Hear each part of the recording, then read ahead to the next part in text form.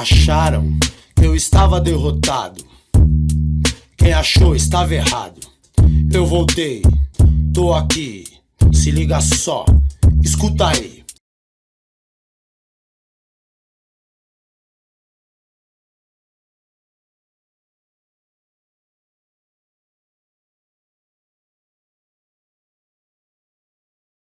Boa noite, professor. Tudo bem? Tudo bom? Eu gostaria de fazer uma pergunta que vai um pouco no sentido do último curso que o senhor ministrou, que foi o curso de Sociologia da Filosofia, né? Eu gostaria de saber por que, dentro do panorama histórico do pensamento filosófico no qual o Descartes se inseria, na época barroca, na época do século XVII, por que todos esses elementos que o senhor mencionou, esses elementos de mascaramento de um problema em nome de outro, por que tudo isso passou despercebido pelo establishment filosófico da época, inclusive pelas grandes universidades, e, ao invés disso, o Descartes ele foi adotado nos séculos subsequentes como um modelo de rigor teórico, um modelo de segurança filosófica, do mesmo modo como aconteceu com Isaac Newton, que dedicou a maior parte de sua obra a temas esotéricos. Pouco dela foi dedicado a problemas científicos de relevo, e ele passou para a história como um modelo do rigor científico, especialmente pela mão de Voltaire. Gostaria de saber do senhor quais que são os motivos no campo da sociologia da filosofia, motivos históricos e filosóficos que levaram a a construção de uma verdadeira hagiografia desses dois autores. Muito obrigado. Bom, no caso de Newton, a gente sabe que os papéis alquímicos e esotéricos dele foram todos escondidos, né, durante 3 séculos, e foram redescobertos por uma casualidade, quando o economista John Maynard Keynes os descobriu num leilão, uma pilha de papéis velhos, e ele viu que aquilo era manuscrito de Newton, comprou tudo e começou a ler, e foi ele. Se em economia ele fez um desastre, em historiografia da filosofia ele fez uma coisa maravilhosa, que é revelar ao mundo quem era o verdadeiro Isaac Newton, né? Inclusive, a própria teoria da gravitação universal, para o Newton, era apenas um capítulo de uma imensa concepção teológica que ele estava desenvolvendo. Ele era um cristão a seu modo, mas ele não acreditava na Trindade. Ele tinha a ideia de uma espécie de religião da unidade absoluta, como se fosse um islamismo cristão, né? Então não tem Trindade, só tem o Deus único absoluto. E tudo que ele fez na vida foi para demonstrar isso, inclusive a gravitação universal. Então quer dizer que, destacada deste conjunto, a lei da gravitação universal assume um sentido exclusivamente científico, no sentido atual da coisa. Quer dizer que uma teoria que deve ser investigada em si mesma, sem referência ao seu sentido filosófico último, que era exatamente o contrário do que Newton queria. Ele queria que aquilo fosse compreendido dentro do seu esforço geral. Eu acho que ele se considera mais um profeta e um fundador da religião do que um cientista acadêmico no sentido atual.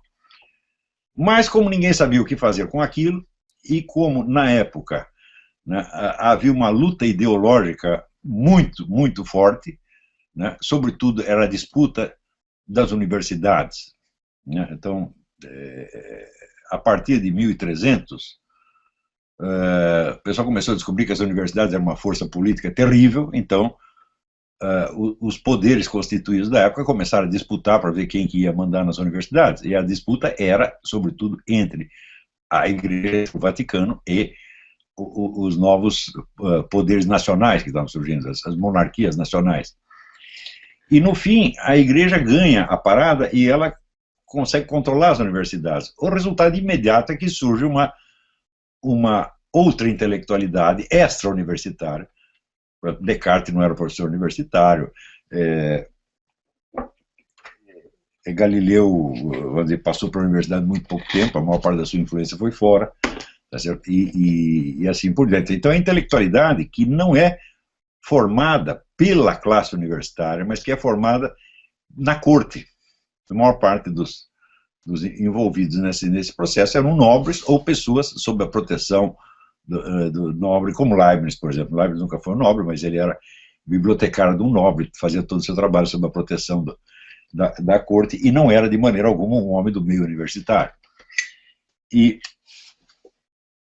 a luta para impor a autoridade desta nova intelectualidade foi uma briga de foice no escuro, uma coisa horrível, né? Então, a necessidade de afirmar a independência, né, dessa nova casta intelectual em relação à universidade e, portanto, à igreja, era uma coisa sentida, vivenciada com muita intensidade, né, na época. Note que isto teve 2 capítulos, pelo menos. Num primeiro capítulo, esses novos intelectuais, eles puxam contra a autoridade da universidade e da igreja todo um legado esotérico da antiguidade. Eles puxam livros de alquimia, de astrologia, de tudo que existia, né, e recolocam isso em circulação. Num segundo momento, existe um processo de acobertamento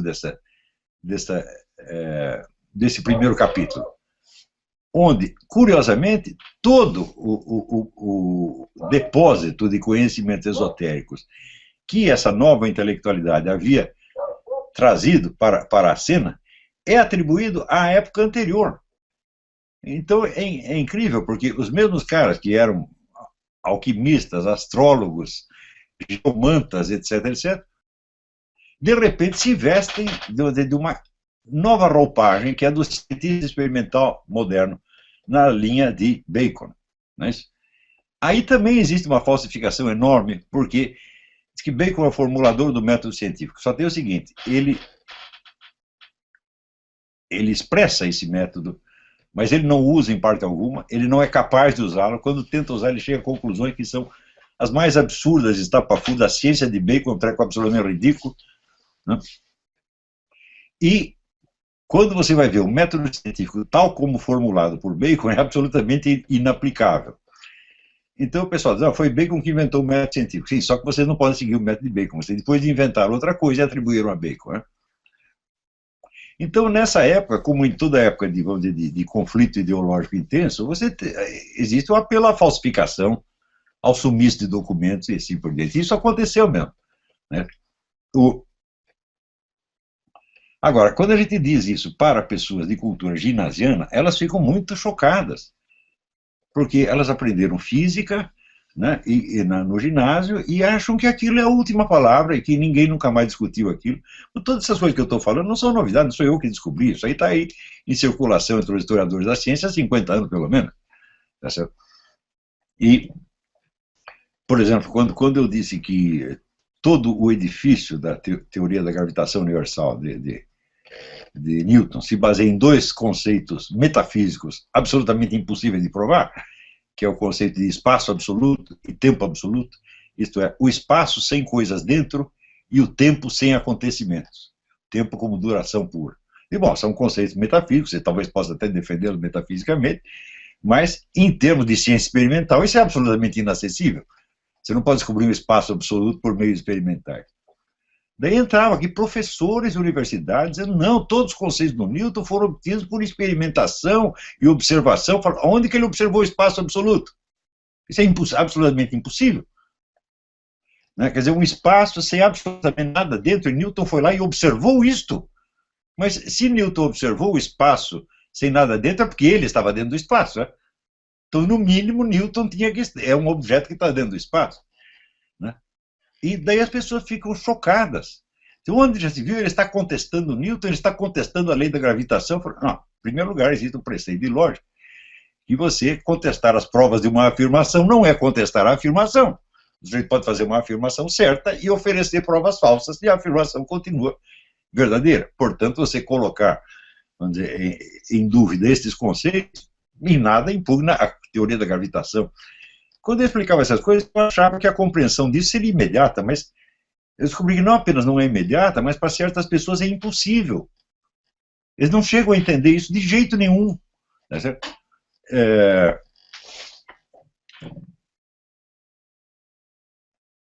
Mas ainda houve no século XX, houve um físico americano Eugene, esqueci o seu sobrenome, Eugene não sei das quantas, que defendeu bravamente os conceitos de espaço absoluto e tempo absoluto contra Einstein. Então ele era um newtoniano de estrita observância, era um dos maiores físicos americanos. Ele podia estar errado nisso, né? E é curioso as pessoas ficarem tão chocadas quando eu estou dizendo que os conceitos de espaço absoluto e tempo absoluto de Newton não têm sentido científico, quando, na verdade, toda a obra do Einstein consistiu justamente em contestar essas duas coisas. A teoria da relatividade chama a teoria da relatividade porque ela está dizendo que não existe espaço absoluto e não existe tempo absoluto. Ou seja, quer dizer, você repete uma coisa que é a própria base da ciência do Einstein, e as pessoas ficam chocadas porque eu estou atacando a lei da gravidade, estou contestando Newton. Digo, mas, meu Deus, é uma coisa tão caipira, tão boboca, que não dá vontade de discutir, dá vontade de bater nessas pessoas, sabe? Dá vontade de violar a lei da palmada, está entendendo? Baixar a calça do sujeito e pá, pá, pá, pá, pá, dizer, vai estudar, vagabundo, né? É uma coisa terrível, que no Brasil a gente passa por essas coisas que não são humilhações para mim. Quer dizer, o sujeito vem e se humilha na minha frente. Eu digo, por que você quer que eu veja isto, meu Deus do céu? Eu não estou afim de fazer você passar vergonha. Para com isso, né? Quer dizer, o sujeito aparece aí vestido de Carmen Miranda, com abacaxi na cabeça, né? E um bigode, né? Quer dizer, por que ele vem mostrar essas coisas para mim? Eu não quero ver isso, né? Mas, vamos dizer, a macaquice brasileira, quer dizer, macaquice papagaiada, né? Parece incoercível. As pessoas, quando falam essas coisas, elas vêm e falam num tom de autoridade, que é uma coisa impressionante, impressionante, entendeu? Eu, sinceramente, eu não entendo o que está acontecendo no Brasil, eu não vejo, nunca vi nenhum processo similar em parte alguma do mundo, já revirei a história, falei, olha, uma estupidez tão profunda nunca houve no mundo. Se você vê, por exemplo, a gente estuda, né, ali no Karl Kraus, a gente vê a decadência da cultura alemã no período que preparava a ascensão do nazismo. Mas, meu Deus do céu, aquela cultura alemã decadente, comparada com o Brasil de hoje, é como você comparar Atenas com Vila Nhocuense, está entendendo? Então, no pior, a situação pior que eles tinham, ainda era para nós um negócio quase paradisíaco, né? Então, está ficando cada vez mais difícil conversar com essas pessoas, né? O mais certo é mandá-los logo para aquele lugar. Mas, se a gente faz isso, daí eles dizem, não, ele só xinga, ele não argumenta. Então não tem jeito, meu filho. Se eu argumento, você não entende. E se eu mando você para aquele lugar, você diz que eu não argumento. O que eu posso fazer? É tudo isso, olha, visto de longe é cômico, mas para quem está aí não deve ser brincadeira. Entendeu? Então, o que houve foi realmente, vamos dizer, uma ocultação para criar, vamos dizer, a imagem do cientista moderno como se ela fosse a imagem inspiradora de todo o movimento de renascimento científico. Quando esse renascimento científico surge exatamente mediante a escavação e reingresso de todo o esoterismo da antiguidade, esoterismo e ocultismo. Quer dizer, a grande época da astrologia, da alquimia, etc., foi o Renascimento. Eram coisas que até durante a Idade Média despertavam pouquíssimo interesse. Se você vasculhar, por exemplo, todos os autores escolásticos, você vai encontrar uma ou outra referência a isso, mas como um assunto marginal. Né? Santo Tomás de Aquino, por exemplo, ele dedica lá 5 capítulos da Suma contra os Gentios à questão astrológica, à qual ele dá pela primeira vez uma formulação científica. Ele coloca assim, os limites da investigação no que diz respeito à astrologia. Mas, para ele, isso é um acontecimento marginal. Tá certo? Mas, para todo esse pessoal que vem em seguida, como Marcílio Ficino, Bruno, isso, magia, astrologia, alquimia, era o suprassumo. Né? Então, nós temos que ver que, vamos dizer, todo esse movimento de ideias na época foi uma espécie de revolta do ocultismo contra a igreja. Mas daí isso não pegou bem e decidiram mudar a história. Por exemplo, quando você vê qual é a grande instituição que representa as ciências modernas, né? A Royal Society na Inglaterra. Quem fundou a Royal Society? Elias Ashmole, que era um alquimista. Né? Então, toda a história desse período tem sido reexaminada pelos historiadores há mais de 50 anos, e chegando à conclusão de que a maior parte das noções populares a respeito, que são transmitidas de ginásio até a universidade, são balelas, são lendas. Né? O caso, por exemplo, teve esse rapaz chamado Pirula, né? Que começou a discutir. Eu citei uma carta da Alexander von Humboldt, de 1820 e pouco, em que ele dizia, olha, todos nós sabemos que não existe nenhuma prova do heliocentrismo. Então eu citei isso como prova, vamos dizer, de falsificações históricas e até científicas que tinham sido comuns na época. E daí ele disse, onde já se viu? No tempo de Humboldt eles não sabiam isso, e mais aquilo, e mais aquilo. Botou todas as provas do heliocentrismo descobertas depois. Eu digo, mas escuta, peraí, entre Copérnico e Alexander von Humboldt passam-se 300 anos. Copérnico nasceu em 1470 e pouco, e Humboldt nasceu em 1760 e pouco. Então, durante 3 séculos, você pega uma teoria que é imposta para todo mundo e não tem prova nenhuma. Se descobriram prova depois, falam, bom, isso não modifica em nada o que aconteceu ali. Mas parece impossível as pessoas entenderem essas coisas, porque no Brasil de hoje, todo mundo está irritado com alguma coisa, está nervoso, está bravo, está com medo. Então, o nego se sente atacado e começa a se defender. Daí você diz, mas espera, mas eu não estou batendo em você. Eles começam a assumir, não, a defesa da ciência moderna. Eu falei, escuta, mas eu não estou discutindo o conteúdo da ciência moderna, estou discutindo a sua história e dizendo que ela se impôs com falsificações.